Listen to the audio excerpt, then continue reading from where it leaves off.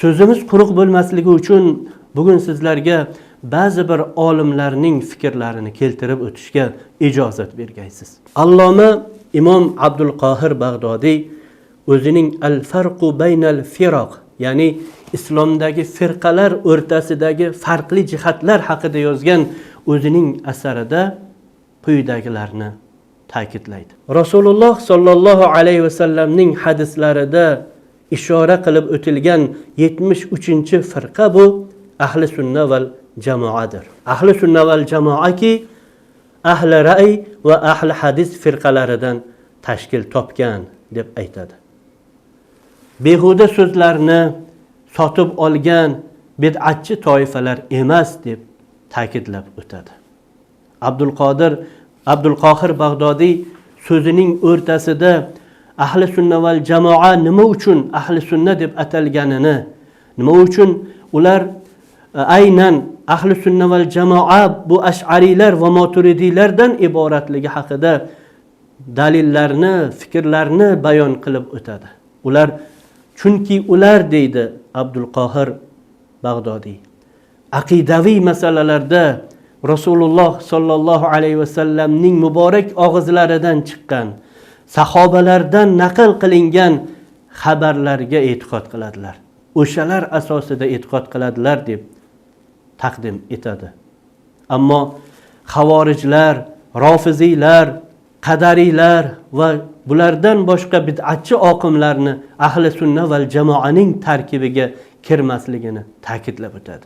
Va so'zining oxirida ahli sunna val jamoa bu musulmonlarning ko'pchiligi bo'lgan taraf, ya'ni savodul a'zam, aniqroq qilib aytganda Imom Malik, Imom Shofiiy, Imom Abu Hanifa, Avzoiy, Savriy singari mujtahid imomlarning yo'lini tutgan mo'min musulmonlar ekanini ta'kidlab o'tadi. Alloma Taqiyuddin ibn Subki o'zining Aqidatu ibn al-Hojibga yozgan sharhida ahli sunna val jamoani 3 firqadan tarkib topgan bir aqidaviy mazhab sifatida taqdim etadi. Ular asariylar, ya'ni ahli hadislar, ya'ni e'tiqodiy masalalarda asosan hadisga tayanib, hadisga suyanib fikr bildirgan toifa, firqa vakillarini aytadi. Va ikkinchi o'rinda ahli nazar, ya'ni o'zining ilmiy ijtihodini ishga solib, naqliy dalillardan ijtihodiy xulosalar asosida aqidaviy masalalarni ilgari surgan ash'ariylar va moturidiylarni taqdim etadi. Va uchinchi firqa sifatida tasavvuf vakillarini ham ahli sunna val jamoaning uchinchi bir firqasi sifatida taqdim etadi. Mana shu olimlarning asarlarini olib ko'radigan bo'lsak ham ahli sunna val jamoa deb ular havodan olib gapirmayotganining shohidi bo'lamiz.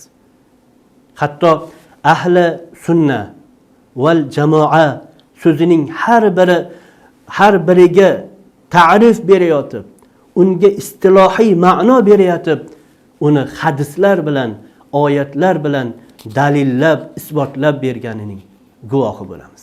Imom Muhammad Asari, bu kishi Hanbali olimlardan. Salafiylar ko'proq o'zini Hanbaliylar sifatida taqdim etadi.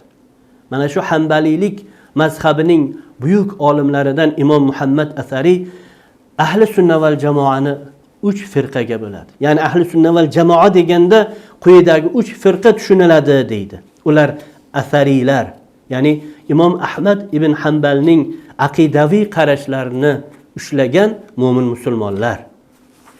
Ikkinchisi ash'ariylar, ya'ni Imom Abu Hasan Ash'ariyning aqidaviy qarashlarida yurgan mo'min musulmonlar. Uchinchisi esa moturidiylar, Imom Abu Mansur Moturidiyning aqidaviy mazhabini tutgan mo'min musulmonlar deb taqdim etadi.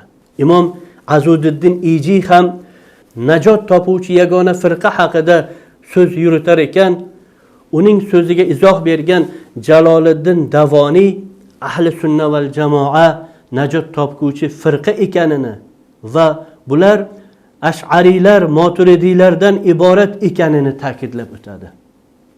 Va nima uchun aynan bular ahli sunna val jamoa deb atalishining sababi sifatida, chunki ular aqidaviy qarashlarini aynan Rasulullohning muborak og'izlaridan chiqqan hamda sahobalardan naql qilingan hadis va xabarlarga asoslaydilar deb keltiradi.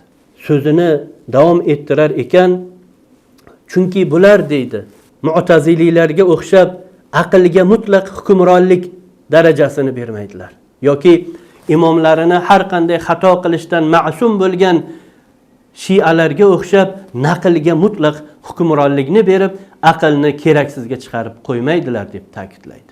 Mana azizlar, sizlar bilan ahli sunna val jamoa degan nom kimlarga nisbatan ishlatilishi haqida bugun suhbatlashdik. Shuning uchun islom dinining har bir gapi, har bir hukmi oyatga, hadisga, ijmoga, mujtahid ulamolarning ijtihodiy qarashlariga asoslangan. Buni unutmasligimiz kerak. Tavfiq Allohdandir.